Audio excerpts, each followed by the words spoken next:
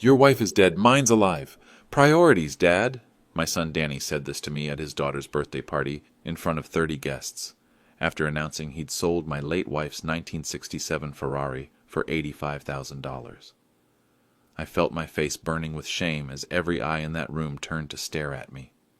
The glass in my hand slipped to the floor and shattered, just like something inside my chest. I'd spent 43 years loving Helen and 2 years mourning her, and that car was the last piece of her I had left. But Danny didn't know what I knew about that Ferrari. He didn't know what I'd done 6 months earlier when I started seeing the signs. And he definitely didn't know what that car was really worth.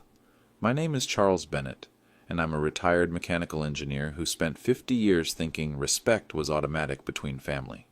I was wrong. 3 days later, I taught my son the most expensive lesson of his life. But before I tell you what happened next, let me know where you're listening from and what time it is there.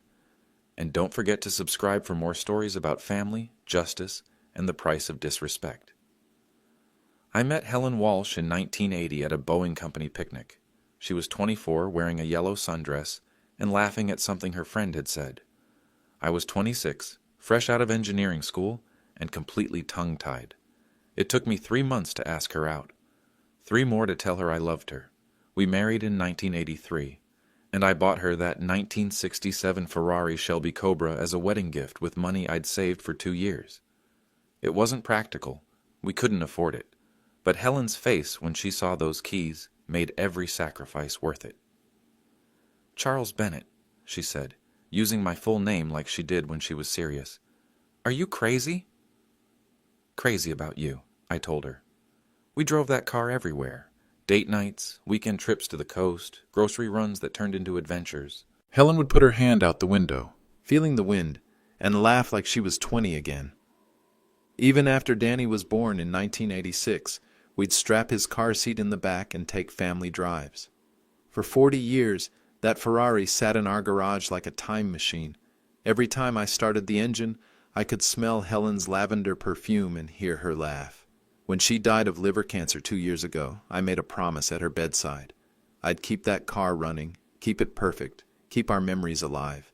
But I didn't know Danny had already decided those memories didn't matter anymore. Danny used to love that car as much as we did. When he was 8, he'd beg me to let him help wash it in the driveway. I taught him how to check the oil, change the spark plugs, feel the engine's rhythm. His small hands would trace the curves of the hood while I explained horsepower and torque. "Dad, can I drive it when I'm older?" he'd ask. "Someday, son, when you're ready." Those were good years. Danny inherited my mechanical curiosity and Helen's charm. He could fix anything, talk to anyone, make friends wherever we went. I was proud of him. Things changed when he married Ashley in 2015. She was pretty, ambitious, and had opinions about everything, especially our outdated lifestyle. The first time she came to dinner, she looked at Helen's antique furniture and said, "Don't you think it's time for an update?" Helen just smiled. Some things are too precious to replace. After the wedding, visits became less frequent. Danny stopped calling just to chat. When they did come over, Ashley would comment on our waste of space, the garage full of Helen's gardening tools, my workshop, and especially that Ferrari. "It just sits there," she'd say. "In California, that garage space would be worth a fortune."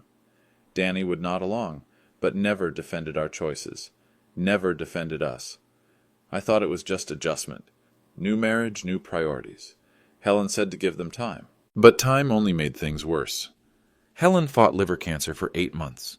During her final weeks, Danny and Ashley visited twice. Both times Ashley spent most of the visit on her phone, talking about house prices and investment opportunities. "Mom looks tired," Danny would say, like Helen couldn't hear him. "She's dying, honey," Ashley would respond. "Maybe we should talk about practical things, like my house being too big for one person, like senior living communities with better support systems, like liquidating assets that were just gathering dust." The day after Helen's funeral, they brought pamphlets, Sunrise Manor Senior Living, Emerald Gardens Assisted Care, full-color brochures showing old people playing shuffleboard and eating soup. "Dad, you don't need all this space," Ashley said, gesturing around our kitchen, "and maintaining it is expensive." "I'm 75, not 95, I told them. I can take care of myself. Danny shifted uncomfortably. We're just worried about you being alone.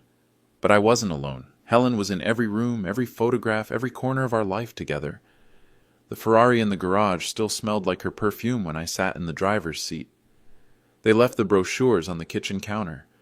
I threw them away the next morning. That's when I realized they weren't trying to help me. They were trying to help themselves to what Helen and I had built. But I still hoped I was wrong. In September 2023, 6 months after Helen's funeral, Danny called with exciting news. He and Ashley had found their dream house, a 4-bedroom colonial with a big yard for Lily. The only problem was the down payment. We're so close, Dad. Just $20,000 short. I'd been feeling guilty about being distant since Helen died. Maybe this was a chance to rebuild our relationship. How much do you need? I asked. $200,000 total. We can get a great mortgage rate, but we need cash for the down payment. $200,000. That was a quarter of my retirement savings. But Danny sounded hopeful for the first time since Helen's funeral, and Lily deserved a nice home. I can help, I said. Danny's voice brightened. Really? Dad, that's incredible. We'll pay you back with interest, better than any bank rate. We met at my lawyer Timothy Morrison's office to draw up the paperwork. Danny signed everything with a big smile, Ashley right beside him. The loan agreement was standard, 2.5% annual interest, with the house as collateral. This means everything to us, Ashley said, squeezing my hand. For the first time in months, I felt like family again. The house purchase went through smoothly. They moved in October, sent photos of Lily's new bedroom, invited me for Thanksgiving dinner. Ashley cooked Helen's turkey recipe and told me how grateful they were for my investment in their future. But when January came around, so did the first payment due date. And nothing. I didn't ask. Family doesn't nickel and dime family, right? That was my first mistake. By February, it was clear the loan payments weren't coming. Instead, Danny called with a new request. Dad, Lily's struggling in math. Her teacher thinks she needs tutoring. Lily was 7, bright as a penny, and the joy of my life. Of course I wanted to help her succeed. How much does tutoring cost? I asked. $180 a week, math and piano. Ashley found this great program. $180 every week. That was nearly $10,000 a year. But when I picked up Lily for ice cream the next Saturday, she hugged me tight and said, Thank you for my piano lessons, Grandpa Chuck. I'm learning Fur Elise. How do you put a price on your granddaughter's education? The tutoring started immediately. Every Thursday, Ashley would text me, Piano and math this week, $180. Thanks, with a heart emoji. I paid without question for 3 months. But something felt off during one of our ice cream dates. Lily mentioned her friend Emma at school. Emma's daddy says her grandpa is rich, so he has to pay for stuff, Lily said, licking her strawberry cone. What do you mean, sweetheart? Mommy told me that's what family does. Rich grandpas help their kids. I felt something cold settle in my stomach. Ashley had been coaching my granddaughter to see me as a wallet, not a person. Did Mommy say Grandpa was rich? I asked carefully. Lily nodded. She says you have lots of money, but you're too old to spend it. That night, I lay awake staring at the ceiling, wondering when my family started seeing me as a resource to be managed rather than a person to be loved. But I still kept paying. Because I loved Lily, and because I hadn't learned my lesson yet. In May, Danny arrived at my house unannounced, practically bouncing with excitement. Dad, I have an incredible opportunity. A franchise opening. Subway sandwich shop at the new shopping center on 4th Street. He spread papers across my kitchen table. Financial projections, foot traffic studies, franchise agreements. Ashley had done her homework. The numbers look amazing, Danny continued. $85,000 for the franchise fee, another $40,000 for equipment. We'll break even in 8 months, guaranteed. $125,000. My throat felt dry. I don't know anything about the restaurant business, son. Neither did Dave Thomas when he started Wendy's. Ashley chimed in from the doorway. She'd been quiet, letting Danny make the pitch. Sometimes you have to take risks to build wealth. They had answers for every concern. Location analysis, demographic studies, even a business plan with projected profits. It looked professional, legitimate, exciting. Danny's face was so hopeful. This could set us up for life, Dad. Lily's college fund, our retirement, everything. I wanted my son to succeed. I wanted to believe in his dreams, so I signed the loan documents Timothy had prepared with the same terms as before, 2.5% interest, personal guarantee from Danny, legal binding agreement. The subway opened in July with a big ribbon-cutting ceremony. Danny sent photos of himself in a green apron, grinning behind the counter. For 2 months, business seemed good. Then October came around and Danny called with his voice flat and tired. "Dad, we need to talk." The franchise had failed. Poor location, unexpected competition from a new Chipotle across the street, higher labor costs than projected, all the money was gone. "I'm sorry, Dad, I really thought this would work." But I could hear Ashley in the background, talking on her phone about vacation plans. And that's when they first mentioned the Ferrari. "The thing is, Dad," Ashley said during that painful conversation, "you have assets that aren't generating income." We were sitting in my living room, Danny looking uncomfortable while Ashley took charge of the discussion about their failed business. "I mean, that car in the garage just sits there. When's the last time you even drove it?" "I drive it every few weeks," I said, though that wasn't entirely true. "Since Helen died, starting the engine felt like opening an old wound. But practically speaking," Ashley continued, "it's just taking up space, and if you need cash more than you need storage—" "The Ferrari isn't for sale," I said firmly. Danny finally spoke up. "Dad, we're not saying sell it, but maybe rent out the garage space, or consider if it's really the best use of your money." Ashley nodded enthusiastically. "Exactly. You could invest that capital and actually earn returns instead of paying insurance and maintenance on something you never use." I looked at my son, really looked at him. When had he started thinking like an accountant instead of a person? When had Helen's memory become a line item on a balance sheet? "That car is not leaving this garage," I said quietly. "It was your mother's wedding gift. It's staying here as long as I'm alive." Ashley made a little huffing sound. "Dad, I understand sentiment, but being practical about money isn't a bad thing, especially at your age. At my age, like I was some confused old man clinging to junk." That night, after they left, I sat in the Ferrari for an hour, breathing in the faint scent of Helen's lavender perfume. I could almost hear her voice telling me to stand my ground, but I could also hear something else, the sound of my family circling around what they thought I owed them. I decided it was time to make some phone calls.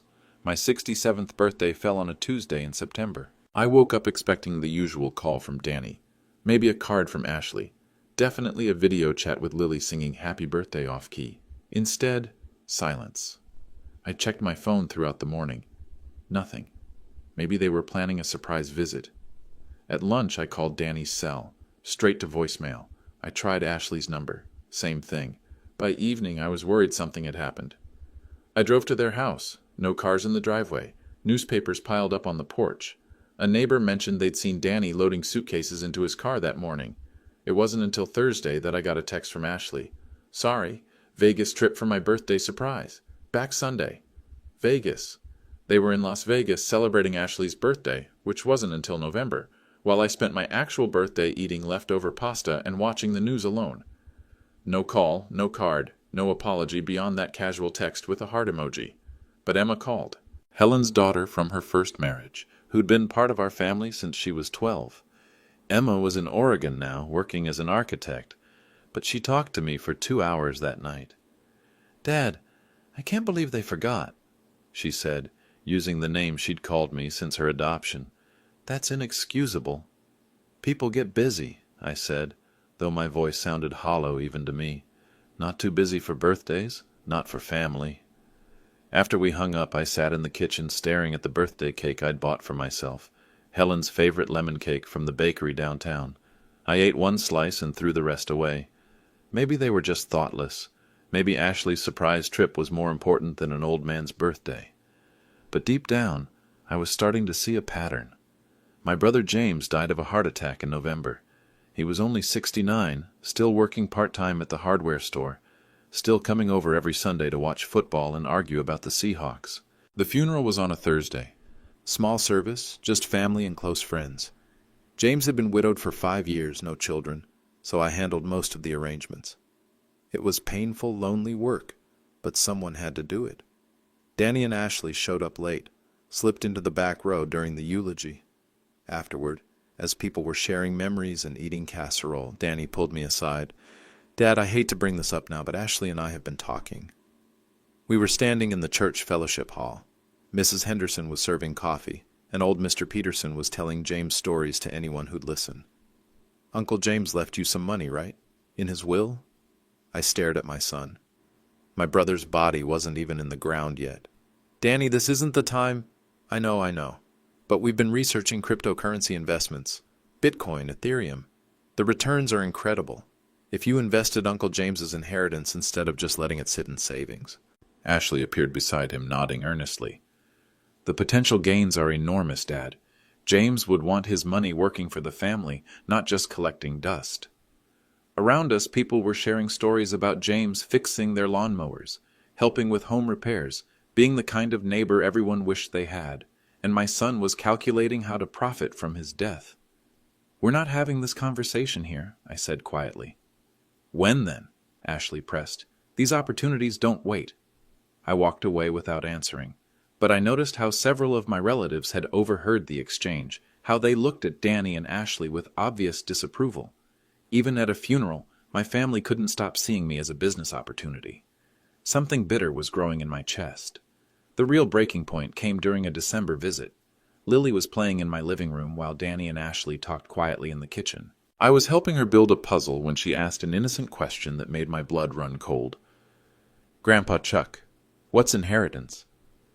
I looked at my 8-year-old granddaughter, her blonde pigtails bobbing as she fitted puzzle pieces together. "Where did you hear that word, sweetheart?" "Mommy says you should share your inheritance with Daddy before you die. She says it's better for taxes or something." I felt like someone had punched me in the stomach. "What exactly did Mommy say?" "She told me to ask you about it. She said grandpas should give their money to their kids early so everyone benefits, and that you have way more money than you need." Lily kept working on the puzzle, oblivious to what she was telling me. But I could hear Ashley's voice coaching those words, using my granddaughter as a messenger for adult financial manipulation. "She also said the car in the garage is worth a lot of money, and you're being selfish keeping it when Daddy needs help with bills." My hands were shaking. I stood up and walked to the kitchen where Ashley was scrolling through real estate listings on her phone. "Ashley, I need to talk to you." She looked up with that bright smile she wore when she wanted something. "Of course. Is everything okay?" "Stay away from my granddaughter with your financial schemes." Her smile faltered. "I don't know what you mean." "Lily just asked me about inheritance taxes. She's 8 years old. She should be thinking about dolls and cartoons, not estate planning." Danny looked uncomfortable. "Dad, we were just explaining—" "You were using my granddaughter to manipulate me," I said quietly. "That's lower than I thought either of you would go." But I was wrong. There was still farther for them to fall. 2 weeks before Lily's birthday party, I decided to test them. It wasn't fair, maybe, but I needed to know who I could really count on. I called Danny on a Saturday morning, making my voice shaky and worried. "Son, I fell in the bathroom. I think I might have cracked a rib." "Oh no, Dad, are you okay?" "I'm sitting on the floor. It hurts to move. I don't think I can drive myself to the hospital." There was a pause. I could hear voices in the background. Ashley saying something about tea times and weather. "Dad, have you called 911? "I was hoping. Could you come help me? I'm scared to be alone right now." Another pause, longer this time. "The thing is, we're just heading out to golf with the Hendersons. Ashley set it up weeks ago. Could you maybe call an Uber to urgent care? Or call 911 if it's really serious?" I closed my eyes, sitting on my bathroom floor where I'd positioned myself for this call. "Never mind, son. I'll figure it out." "Great. Call us later and let us know how it goes, okay? We'll have our phones on silent during the game, but we'll check messages." They hung up to go play golf while their 75-year-old father sat injured and scared. But 20 minutes later, my phone rang again. Emma's voice, panicked and breathless. "Dad, I just had this weird feeling I needed to call you. Are you okay?" I told her about my fall. Within 3 hours, she was on a plane from Oregon. She spent the weekend with me, cooking soup and making sure I was comfortable, even though I confessed on Sunday that I hadn't actually fallen. "I needed to know," I said. Emma just hugged me. I would have come anyway. You don't have to test family love. But apparently with some family you do. Lily's 8th birthday party was scheduled for Saturday, January 15th. Danny called Wednesday with the details. We're doing it at our house this year, 2 o'clock. Ashley's making her famous chocolate cake. How many people? About 30. Family, neighbors, some of Lily's school friends. Oh, and Dad? Lily specifically asked for you to bring your camera. She wants Grandpa pictures. My camera. Helen had given it to me for our 20th anniversary. I'd documented every family gathering for decades with that old Canon. I'll be there, I said. Friday night I couldn't sleep. Something felt off about Danny's call. He'd been too cheerful, too normal. After months of tension and failed expectations, why was he suddenly acting like nothing had happened? I sat in my kitchen at midnight, looking at the birthday gift I'd wrapped for Lily, a bright red bicycle with streamers on the handlebars. $400 from Target. Ashley had mentioned Lily wanting a real bike, not a toy store one. My phone buzzed with a text from Ashley. Can't wait for tomorrow. Lily is so excited. Thanks for being the best grandpa ever. The best grandpa ever. After they'd ignored my birthday, pressured me at James's funeral, and used Lily as a messenger for their financial schemes. I looked at that text for a long time, trying to remember when Ashley had ever called me the best grandpa ever before. It felt like performance, like setup for something bigger. On impulse, I turned on my phone's voice recorder app and checked that it was working properly. I didn't know why. Just instinct, maybe. The same instinct that had made me save every loan document and every signed agreement in Timothy's office, just in case. Saturday afternoon arrived gray and drizzly, typical January weather in Portland. I pulled into Danny and Ashley's driveway at exactly 2 o'clock, my trunk loaded with Lily's bicycle and my camera bag. The house was full of voices and laughter, balloons tied to the mailbox, cars lining both sides of the street. Ashley had gone all out, streamers in the living room, a balloon arch over the kitchen doorway, and a chocolate cake with pink frosting roses that actually looked professional. Grandpa Chuck! Lily launched herself at my legs the moment I walked through the door. She was wearing a sparkly dress and a plastic tiara that kept slipping over one eye. Happy birthday, sweetheart. I handed her the gift bag with the bicycle keys. This one's too big for inside. It's in Grandpa's car. Her squeal of excitement drew half the party to the front windows. When she saw the red bike with its yellow streamers and white basket, she hugged me so tight I could barely breathe. It's perfect! It's exactly what I wanted. The next hour passed pleasantly. I took photos of Lily with her friends, chatted with neighbors I'd known for years, helped serve cake and punch. Several people commented on what a thoughtful grandfather I was, how lucky Lily was to have family who cared so much. Danny seemed relaxed, laughing with his golf buddies near the kitchen island. Ashley fluttered around playing hostess, making sure everyone had drinks and taking Instagram photos of the decorations. For a moment, it felt like the old days, like family. But I noticed Danny and Ashley exchanging glances across the room, little nods and signals I couldn't quite read. And twice, I caught Ashley whispering something to Danny that made him check his watch. Whatever they were planning, it was almost time. I made sure my phone's recorder was still running. At 3:30, just as parents were starting to gather up tired children and leftover cake, Danny stood up and tapped his fork against his beer bottle. Hey everyone, can I get your attention for a second? The room quieted. Lily looked up from her new coloring books, chocolate frosting still smudged on her cheek. I just wanted to thank everyone for coming to celebrate our little princess, Danny began, and I wanted to share some good news with our friends and family. Ashley moved beside him, that bright smile fixed on her face. Some of you know we've been having some financial challenges lately. The restaurant, the house payments, all the normal stresses of raising a family. People nodded sympathetically. Everyone knew about the failed Subway franchise. Well, I'm happy to announce that we've solved our problems. Danny's voice got louder, more confident. Thanks to my dad's generosity, we're back on track. My stomach dropped. See, Dad had this old Ferrari sitting in his garage. Beautiful car, but he never drives it anymore. So we sold it for $85,000, and that money is going to make all the difference for our family. The room went silent. 30 pairs of eyes turned toward me. It was a practical decision, Ashley chimed in. The car was just collecting dust, and we have real needs. School costs, medical bills, you know how it is. I felt my face burning. The glass of punch in my hand was shaking. Then Danny delivered the line that changed everything. Your wife is dead. Mine's alive. Priorities, Dad. He said it with a laugh, like it was clever, like Helen's memory was a punchline. Ashley actually clapped. The room stayed silent for what felt like hours but was probably only seconds. I stood up slowly, very carefully, and set my glass on the nearest table. I didn't say a word. Not a single word. 30 people watched me reach for my coat from the back of Danny's couch. The same coat Helen had bought me 3 Christmases ago, navy wool with leather buttons. Dad, Danny's voice had lost its confidence. Dad, where are you going?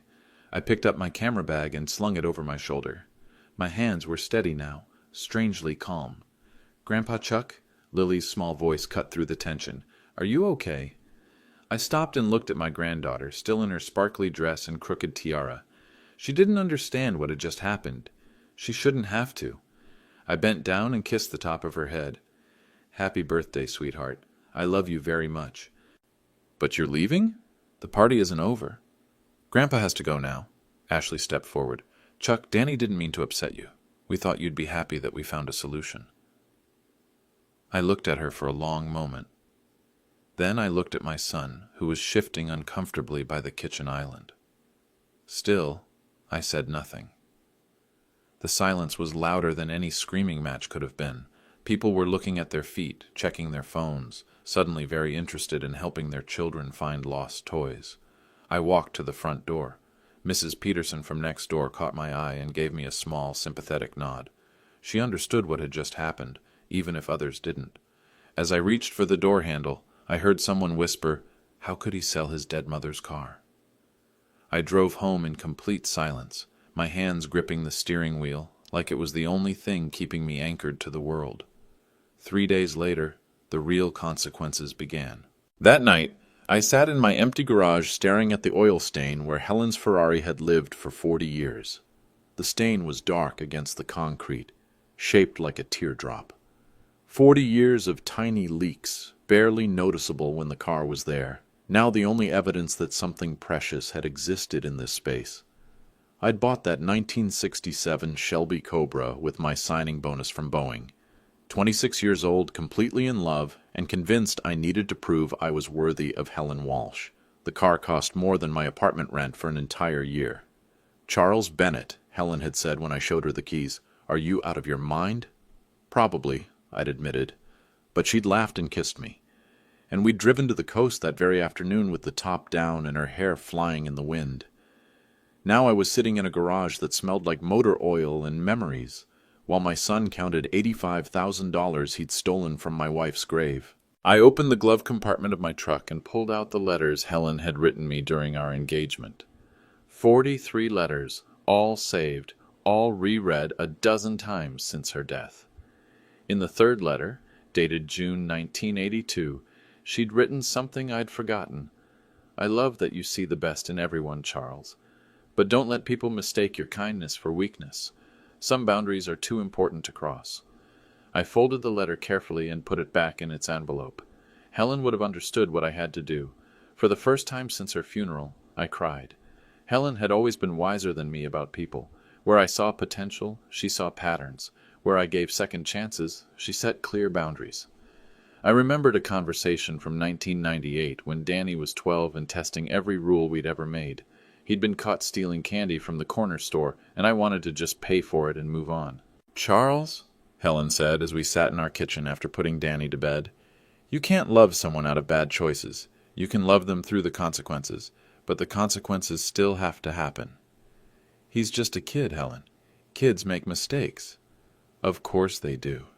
But if we don't let him feel the weight of this mistake, he'll make bigger ones later. Love isn't protecting people from reality. Love is helping them learn to live in reality. She'd been right, of course. Danny had spent 3 Saturdays working at Mr. Kim's store for free, apologizing to customers and learning that stealing had real costs. He'd never taken anything again. But somewhere along the way, I'd stopped enforcing consequences. When Danny overdrew his bank account in college, I covered it. When he got speeding tickets, I paid them. When he needed down payments and business loans, I signed checks without asking hard questions. Helen had tried to warn me. "You're not helping him by solving every problem," she'd said during her last months, when Danny was already hinting about our wasted space and unnecessary expenses. "I just want him to succeed." Then let him fail a few times first. That's how people learn to succeed. I sat in that empty garage, hearing Helen's voice like she was sitting beside me. Some lessons can only be learned the hard way. Sunday morning, I called Timothy Morrison at home. Timothy had been our family lawyer for 20 years, handled Helen's estate, drawn up all my loan documents with Danny. He knew the whole situation. "Chuck, I'm so sorry to hear about the Ferrari. How are you holding up?" "I need to know my legal options, Tim." There was a pause. "Can you come in tomorrow morning? We should discuss this in person." Timothy's office was downtown, 20th floor with a view of the Willamette River. I'd been there dozens of times over the years for estate planning, will updates, and those loan agreements I'd signed without really thinking about the fine print. "The good news," Timothy said, spreading documents across his conference table, "is that you never actually transferred ownership of the Ferrari to Danny." "What do you mean?" "Look at this." He pointed to a document I'd forgotten about. "Remember when you had Danny help maintain the car while Helen was sick? You signed a temporary possession agreement, not an ownership transfer. Danny had access to the car for maintenance purposes only." I stared at the paper. So legally. Legally, Danny just sold stolen property, grand theft auto minimum, plus fraud, conversion, breach of trust. The room felt very quiet. Outside, Portland traffic hummed 20 floors below. "There's more," Timothy continued. "All those loan documents have acceleration clauses. If Danny commits any illegal act involving your property, the full amounts become immediately due, plus penalties." "How much are we talking about?" Timothy pulled out his calculator. $520,000, due within 30 days of notice. I thought about my son standing in that living room, telling 30 people that my dead wife didn't matter anymore. "Send the notice," I said. Monday afternoon, I walked into the Portland Police Bureau downtown office and filed a theft report. The detective, a tired-looking woman named Officer Martinez, took my statement while typing on an ancient computer. "So your son had permission to maintain the vehicle but not to sell it?" "Correct. I have the documentation." She looked at Timothy's legal brief. "Value of the stolen property? $1.3 million. Officer Martinez stopped typing and looked at me over her glasses. "Did you say million? It's a 1967 Shelby Cobra. They only made 50 of that particular model. My insurance appraisal from last year confirms the value. And your son sold it for $85,000 to someone named Jerry Williams, according to the title transfer I found online." Officer Martinez whistled softly. "Sir, this is grand theft auto. Minimum 5 years in prison if convicted. Are you sure you want to pursue this?" I thought about Danny's face when he said, "Your wife is dead. Mine's alive. Priorities, Dad," in front of 30 people. "I'm sure. We'll need to interview your son, and we'll need to locate the vehicle." "The vehicle is safe," I said. "I know where it is." That was the first surprise Danny would get. The Ferrari hadn't really been sold to a stranger. Timothy had arranged for Emma's business partner, a collector named Martin Reed, to purchase the car through an intermediary. The whole transaction had been legal theater designed to test exactly what Danny would do with the money. Now I knew. Danny had received $85,000 for a car worth $1.3 million, and every dollar of that money was evidence of theft. The police report was filed. The civil lawsuit would be next. Danny's phone was about to start ringing. Emma drove down from Oregon that same Monday evening. I was sitting at my kitchen table reviewing legal documents when I heard her key in the front door. "Dad, it's me." She'd been calling me Dad since she was 18, when Helen and I officially adopted her. Emma Collins Bennett, architect, businesswoman, and the daughter who'd never once asked me for money or made me feel like a burden. "I brought dinner," she said, holding up bags from my favorite Thai restaurant. "And wine. I figured you might need both." We ate pad thai and drank Helen's good wine while Emma listened to the whole story. When I finished, she was quiet for a long moment. "You know I've been your primary beneficiary for 3 years, right?" she said finally. "Since your mom died, yes." "Does Danny know?" "No reason for him to know. He's never asked about my will." Emma set down her wineglass. "Dad, there's something I need to tell you about the Ferrari sale." My stomach clenched. What about it? Martin Reed, my business partner? He's been looking for a Shelby Cobra for 2 years. When you mentioned Danny's hints about selling the car, we made arrangements. What kind of arrangements? Martin agreed to buy the car if Danny ever actually went through with it. We set up a legitimate sale through Jerry Williams, Martin's cousin, to make everything look normal. The plan was to return the car to you immediately and prosecute Danny for theft. I stared at my stepdaughter. You've been planning this? Insurance, Dad. I know my stepbrother. I've watched him manipulate you for years. Helen asked me to protect you before she died. The room felt like it was spinning. Your mother knew? She knew exactly what Danny was becoming, and she knew you'd need help seeing it clearly. Emma reached across the table and took my hand. The Ferrari is safe. It's in Martin's climate-controlled garage, and Danny just committed grand theft auto on a car we can return any time we want. Now I understand what quiet justice really looks like. Tuesday morning, Timothy called with the results of his financial audit. Chuck, you need to sit down for this. I was already sitting, but I gripped my coffee mug tighter. Danny owes you $520,000 across all the loans, but here's the interesting part. That restaurant failure? It wasn't a failure. What do you mean? I pulled the business records. The Subway franchise was actually profitable for 6 of the 8 months it was open. Monthly revenue between $12,000 and $15,000, expenses around $8,000. My coffee went cold in my hands. Then why did they close? Because Danny and Ashley were transferring the profits to offshore accounts. Look at these bank records. Timothy faxed over documents that made my vision blur. Wire transfers to Cayman Islands accounts, shell company formations in Delaware, financial maneuvers I didn't understand but recognized as deliberate deception. They planned to declare bankruptcy and stiff you for the loan while hiding their actual profits overseas. How much money are we talking about? Roughly $200,000 that should have gone toward paying you back. Instead, it's sitting in accounts under Ashley's maiden name.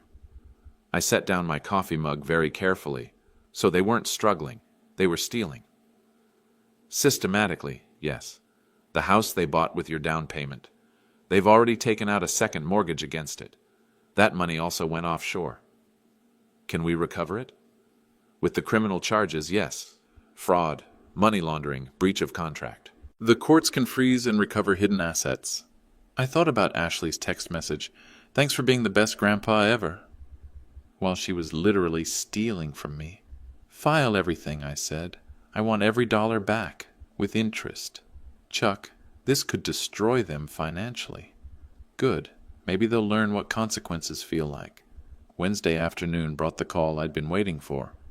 Danny's voice was shaky, confused. Dad, there's something weird about the car sale. This Jerry Williams guy. He says he's returning the Ferrari to some collector in Oregon. He says the whole sale was some kind of setup. I sat in my recliner, Helen's reading lamp casting a warm circle in the growing darkness. What exactly did Mr. Williams tell you, son? He said you knew about the sale beforehand, that someone named Martin Reed was the real buyer. Dad, what's going on? Martin Reed is Emma's business partner. They collect vintage cars. Emma? What does Emma have to do with this? There was real panic in Danny's voice now. The confident man who'd humiliated me at a birthday party was starting to understand he'd walked into a trap. Emma has been watching you manipulate me for months, Danny. When you started hinting about selling the Ferrari, we made arrangements to protect it. Protect it? Dad, I don't understand. You stole a car worth $1.3 million and sold it for $85,000. The buyer was working with us the entire time. Every transaction was recorded. Every dollar you received was evidence of theft. Silence on the other end of the line. The Ferrari is safe, I continued. It's in Martin's garage, completely undamaged. But you committed grand theft auto on camera, with 30 witnesses to your motive. Dad, please. I didn't know. You didn't know because you never asked. You just assumed you could take whatever you wanted. We can fix this. I'll return the money. Too late, son. The police report is already filed. I hung up and turned off my phone. 40 years of parenting, and this was the first time I'd ever hung up on my child. It wouldn't be the last. Thursday morning, the legal machinery started grinding forward. Timothy hand-delivered the demand letters while I watched from my kitchen window. The acceleration clauses in all of Danny's loans were triggered by his theft conviction. $520,000, plus accumulated interest, plus legal fees, due within 30 days. But the real surprise was the asset protection I'd put in place after Helen's death. 3 years ago, when Emma officially became my primary beneficiary, we'd also set up an irrevocable trust. My house, my retirement accounts, my investments, everything was legally protected from creditors, lawsuits, and gold-digging family members. Danny couldn't touch a penny of what Helen and I had built. "The house transferred to the trust is bulletproof," Timothy explained over the phone. "Even if Danny sues, even if he files for guardianship claiming you're incompetent, the assets are beyond his reach." "What about the loans he owes me?" "Those become collection actions against his assets. The house he bought with your money, his business interests, any bank accounts we can find. We can garnish wages, seize property, freeze accounts." I thought about the offshore money Ashley had hidden. And the hidden assets? "The FBI will handle that. International financial fraud is a federal crime." My phone rang. Danny again. I let it go to voicemail. The message was 17 minutes long, crying, pleading, promising to change, begging me to stop this madness and think about Lily. But I was thinking about Lily. I was thinking about what kind of father she deserved, what kind of values she should learn, what kind of family legacy I wanted to leave behind. I deleted the message without listening to all of it. Some bridges once burned can't be rebuilt, and some people only learn respect when everything else gets taken away.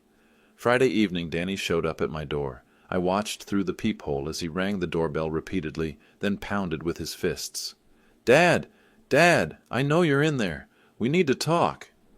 I didn't answer, but I turned on my phone recorder again. "Please, just 5 minutes. I can explain everything." After 20 minutes of pounding and pleading, he finally left. But Saturday morning brought a phone call I did answer. "Dad, please don't hang up." Danny's voice was hoarse, desperate. Nothing like the confident man who had announced my humiliation to a room full of people. "I talked to a lawyer. He says you're trying to destroy my life." "I'm collecting what you owe me," I said calmly. $500,000? Dad, I don't have $500,000. "Then you shouldn't have stolen from me." "I didn't steal. The car was just sitting there. You never drove it." I closed my eyes. Even now he didn't understand. "That car was your mother's memory, Danny. It was the last piece of her I had left, and you sold it to pay for your lies and greed. Mom's been dead for 2 years. She doesn't need a car." The same words he'd said at the party. No remorse, no understanding, no growth. "This isn't about money, son. This is about respect. This is about boundaries. This is about learning that actions have consequences." "So what, you're going to put me in jail? Take away my house? Make my daughter homeless?" "I'm going to let you face the results of your choices." "But I'm your son." "Yes," I said quietly. "You're my son. And that makes what you did even worse." I hung up and turned off my phone. For the first time in months, my house felt peaceful. Sunday afternoon, Timothy and I drove to Danny and Ashley's house together. I'd asked him to come as a witness and legal representative. This would be our final conversation. Ashley opened the door looking haggard, her usually perfect makeup smeared. "Chuck, thank God. We need to straighten this out." "Is Danny here?" "He's in the living room." "Chuck, this has gone too far. We can work something out." Danny was sitting on the couch where he'd shown me those Subway franchise papers months ago. He looked like he'd aged 5 years in 1 week. "Dad," he stood up uncertainly. I remained by the front door. Timothy stayed beside me, briefcase in hand. "I'm here to offer you 3 choices," I said without preamble. "Dad, please." "Choice 1. Plead guilty to grand theft auto, serve your prison sentence, and hope for the minimum 5 years. Ashley made a small sound of distress. "Choice 2. File for bankruptcy, lose everything you own, and still face criminal prosecution." "Or?" Danny's voice was barely audible. "Choice 3. Full repayment of all loans within 60 days. Public apology to every person who heard you disrespect your mother's memory, and no contact with me for 2 years while you figure out what kind of man you want to be." 60 days? Dad, that's impossible. "Sell the house you bought with my money. Liquidate the offshore accounts Ashley set up. Recover the funds you embezzled from the restaurant." Ashley went white. "How did you—" "We know everything," Timothy said quietly. Bank records, wire transfers, shell companies, all of it. Danny slumped back onto the couch. And if I do all that, pay back everything, apologize, stay away for 2 years? Then maybe we can rebuild some kind of relationship. Maybe. What about Lily? Ashley demanded. She needs her grandfather. I looked at my daughter-in-law for a long moment. Lily needs a grandfather who teaches respect and consequences, not one who enables theft and manipulation. We left them sitting in their living room, staring at papers they couldn't afford to ignore. They chose option 4, fight back. It was the worst decision they could have made. Within 3 days, Danny and Ashley launched their counterattack. It was vicious, desperate, and completely predicted by Timothy's experience with failed family businesses. First came the lawsuit alleging elder abuse and financial exploitation. They claimed I was mentally incompetent and had been manipulated by Emma into making irrational financial decisions. Timothy laughed when he read the filing. Chuck, they're claiming you lack the mental capacity to manage your own affairs while simultaneously suing you for being too clever with your legal planning. Pick a lane. Next, Ashley called Emma directly, screaming into the phone about stealing inheritance from Danny's daughter and turning a grandfather against his own blood. Emma recorded the call. 23 minutes of threats, profanity, and demands that Emma talk sense into me before this family destroys itself. Then came the social media campaign. Ashley posted photos of Lily looking sad, with captions about cruel grandfathers and family members who choose money over love. She shared GoFundMe links for their legal defense against elder abuse. The post got 7 likes, mostly from people who didn't know the whole story, but the worst was what they did to Lily. They told her I was sick and angry and didn't want to see her anymore. They used my granddaughter's confusion and sadness as emotional ammunition. When Mrs. Peterson from next door showed me Ashley's Instagram posts, I felt something inside me go completely cold. That's it, I told Timothy. No more mercy. What do you want to do? I want to disappear, completely, and I want them to understand what permanent consequences look like. Chuck, once you do this, there's no going back. I thought about Helen's letter. Some boundaries are too important to cross. Good, I said. I'm done going back. The house sold in 18 days to Emma's architecture firm for development. Everything happened so fast, Danny couldn't even file legal objections before the closing. I packed 40 years of marriage into 12 boxes and moved to Emma's guest house in Oregon. My mail forwarded to Timothy's office. My phone number changed. My bank accounts transferred to institutions Danny had never heard of. From the outside, it looked like I'd vanished from the earth. Danny called Timothy's office 23 times the first week. Where is he? I need to talk to my father. Mr. Bennett is no longer available for direct communication, Timothy's secretary would respond. All contact must go through legal counsel. This is insane. He can't just disappear. But I could, and I had. The legal machinery continued grinding without me. Asset seizure orders on Danny's house, garnishment notices for his wages, FBI investigation into Ashley's offshore accounts. From my new bedroom window, I could see Emma's flower garden and hear the sound of children playing in the distance. No one knew where I was except Emma, Timothy, and Martin Reed, who'd officially returned the Ferrari to its rightful owner. Every morning, I drove Helen's car through the Oregon countryside with the top down and the radio playing her favorite songs. For the first time since her death, I felt like I could breathe. Danny and Ashley were learning what it meant to face consequences without a safety net. No more dad to bail them out, no more grandfather to manipulate, no more family bank to raid. Just themselves, their choices, and reality. I'd spent 75 years believing that family love meant endless forgiveness. Helen's death had taught me something different. Sometimes love means walking away. Sometimes the kindest thing you can do is let people learn from their mistakes. 1 month after I disappeared, Timothy sent me the first update on Danny and Ashley's situation. The bank had called in their mortgage immediately upon discovering the grand theft conviction. $200,000 in acceleration penalties, plus the original loan amount, due within 30 days. They couldn't refinance because of the criminal charges. They couldn't borrow against the house because it was already mortgaged beyond its value. They couldn't sell because the market had softened and they owed more than it was worth. They're trying to negotiate a payment plan. Timothy reported during our weekly phone call. The bank isn't interested. Ashley's offshore accounts had been frozen by federal investigators. The shell companies dissolved. The hidden money from the restaurant, all of it locked up in legal proceedings that would take years to resolve. What about their living expenses? Danny's working double shifts at an automotive repair shop. Ashley's back to nursing, picking up weekend shifts.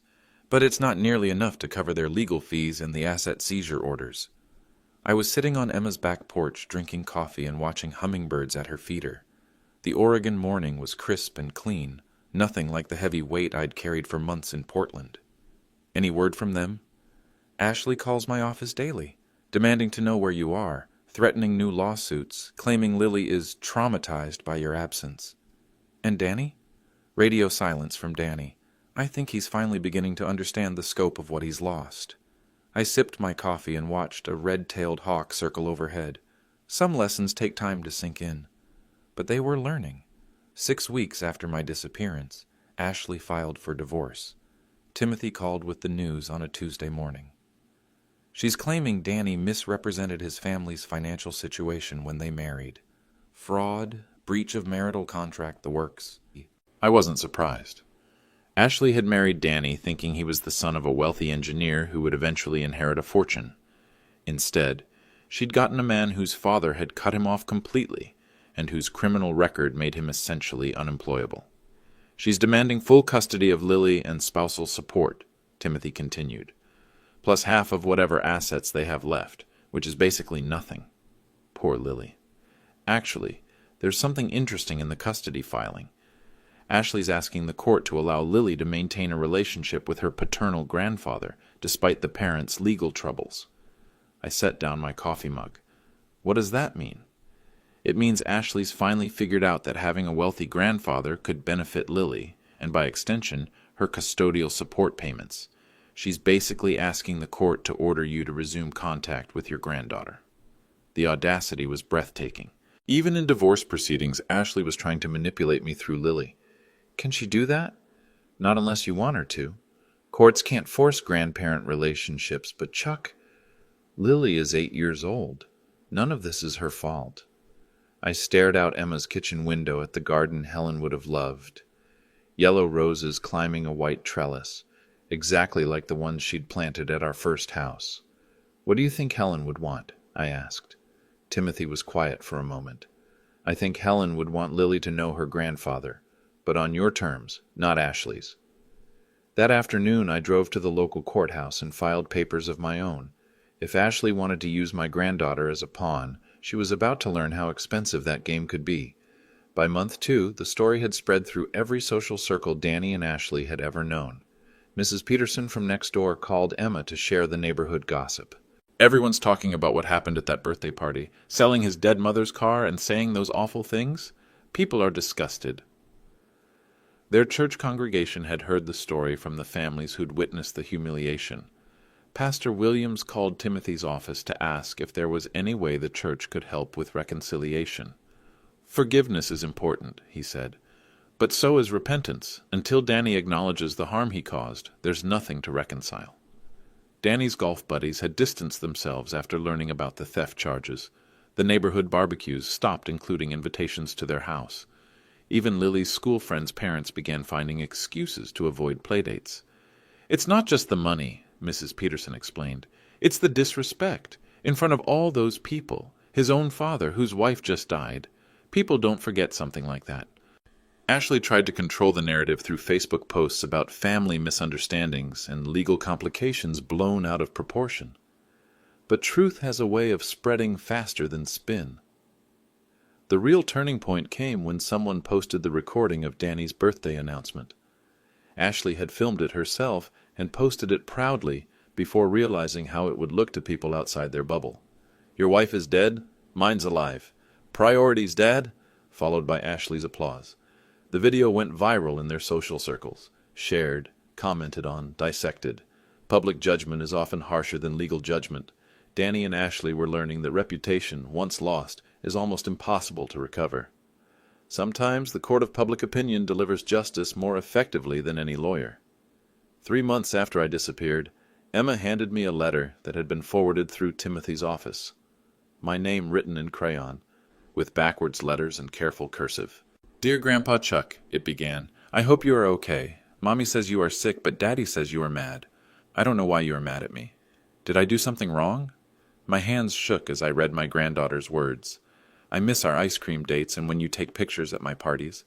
Mommy and Daddy fight a lot now, and I don't like it. I heard them say bad words about you, but I think you are nice. Can you write me back? I promise I will be good." She'd signed it Love, Lily, with a drawing of 2 stick figures holding hands under a rainbow.